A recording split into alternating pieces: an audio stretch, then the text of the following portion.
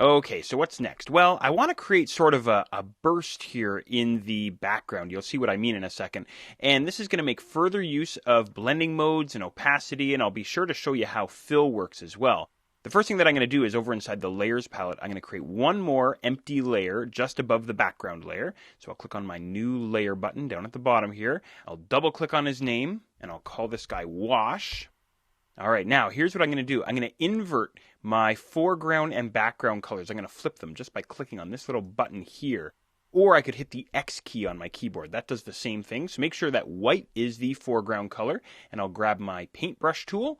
And then in terms of the size for my brush tool, I'm going to set this guy to, let's say, about 1300 pixels.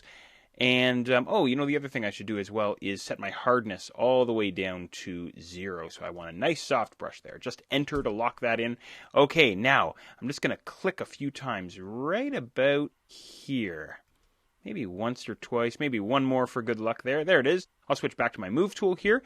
Now, what I want to do with this guy is I want to fade this wash back. I could leave it the way it is. Actually, it looks kind of cool the way it is. But what I'm going to do is I want to sort of blend this guy in once again. So here's where I can start monkeying around with these blending modes. For example, maybe I'll try lighten, see what that does. Not a whole lot. Let's try overlay. There we are, a bit of an orangey glow there to my stripes. How about, there's another one in here that I'll try called soft light. Maybe something like that. You really have to try these out and experiment with them. It all depends on the pixel values of your layers that are getting blended together here inside the layers palette. I'll try one more here. This is one of my favorites called difference. Something like that. Actually, that looks pretty cool. Now I'm going to take mine all the way back to where I started, the default blending mode, which is called normal, and I'm simply going to drop the opacity down to about 50%. Right there. That looks great to me. Now, the big question here, though, is we know what opacity does, but what does fill do? Well, I think the best way to show you this is on our movie title text from beneath, because he has the layer effect applied to him, don't forget. So here's the deal. Here's how it works.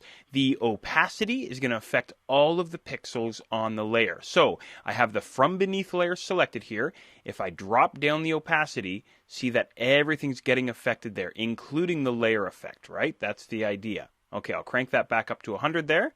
And now I'm going to go and show you what the fill does. I'll drop down the fill. Now what happens here is all the pixels get affected except the pixels inside the layer effect. Remember I had that stroke happening there? So that's the difference between opacity and fill. So one more time, opacity affects all the pixels on the layer, whereas fill will affect the pixels that aren't a part of a layer style, if that makes sense. Okay, so I'll collapse things up here and let's see where we are. Okay, now I want to do a little bit of work on the background of my movie poster here. So I'm going to take my sewer creature layer and I'll drag him all the way down to the bottom of the layers palette and I'll drop him onto the new layer icon, and that creates a duplicate layer of the sewer creature layer for me here.